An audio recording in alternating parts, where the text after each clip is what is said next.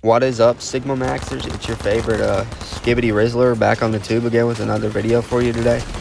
Today is going to be my opinion on the Spider-Man actors, and I'm going to have a slight breakdown. Cannot top Tobey Maguire. And Tobey Maguire, we're going to start with villains. He had Sandman. He had two different Green Goblins. He had Doc Ock. And he had Venom. Everybody hated on this iteration of Venom because he looked like the webbing pattern on him. But Tom Hardy's Venom with the veins, that's just not it either. So I mean, you can't really get mad at that. And yeah, solid characters actually, because they were more psychological villains. Because Green Goblin, he took that galaxy gas or whatever. He inhaled that galaxy gas stuff he was working on, and he was geeking out of that. Also, Harry did when he became the Green Goblin. He went down there, took that galaxy gas, and he started geeking out like his dad did. And he started like seeing himself in the mirror, and like he was just geeking out. And then he figured out Peter was Spider-Man. He was like his best friend's dad, and he was getting close to Peter actually, but then he figured out he was Spider-Man, and this guy just goes after him and everybody he loves. He just goes after his Aunt May. He goes after Mary Jane, and the only person he didn't really go after is his son. But yeah, so second we got Venom. Alright, Venom's gonna be the second character I'm talking about. So they were both kind of psychological, which is what I look for in a villain. Because Venom, he like manipulated Peter to get what he wanted. And like he just basically took over his emotions and everything. And that was a really heavy psychological impact in my opinion. And not only that, he was freaking strong. And like the only way to defeat him was to like explode him.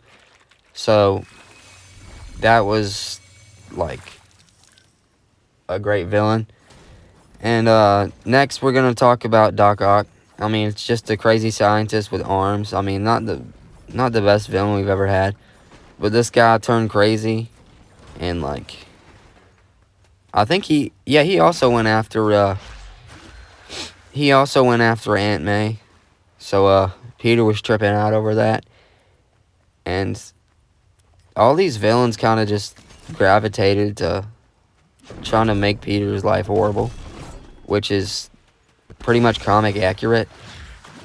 And not only that, we had, last but not least, we had Harry Goblin. So Harry Green Goblin was probably the best villain we've got, because he was once Peter's friend. And then he thought he killed his father. And then he went freaking bazooka with his galaxy gas he was geeking off of. And he robbed my boy Peter. And not robbed. He jumped my boy Peter while he was riding his freaking scooter home. And this kid grabs him off his scooter, throws him in the air, slashes his stomach open. And then he chases him for a whole 5 minutes down an alleyway. Throws freaking pumpkin bombs at him. They're not really bombs, but these ones were like, they had like blades on the sides of them. These things cut the crap out of Peter, and Peter was still going. So he was pretty strong Spider-Man. And Harry was just a great villain, because he knew him very well, and he knew exactly what to do to get him to go crazy. And he knew how to take his girl, and he knew that would affect him. And yeah, he was probably top 1 Spider-Man villain in the movies, honestly.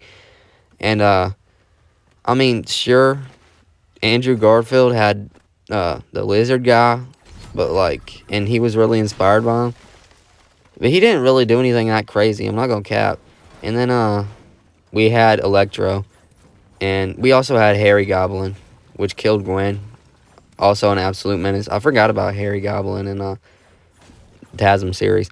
But anyway, So he's not as much as a menace as the other one, but he's still geeking off that galaxy gas stuff, except this time he, like, injected it into himself. Yeah, we're getting off topic. They always go after the love interest.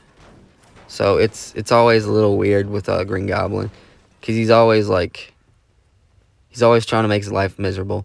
And last but not least, we got Sandman. Okay, Sandman was a great villain, and he wasn't. It's one of those characters where he's not really a bad person. He's just a broken person.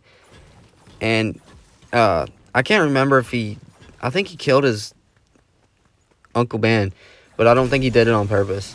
So this guy was absolutely broken. His daughter was, like, dying of, like, cancer or whatever, and he was just, like, trying to get out of prison to go see her.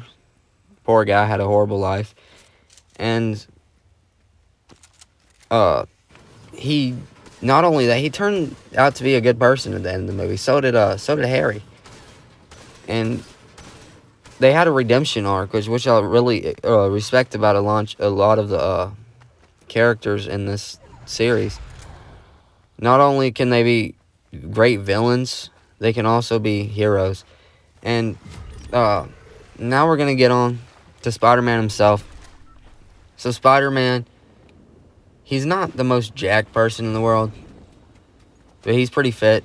And he was dodging them freaking pumpkin bombs.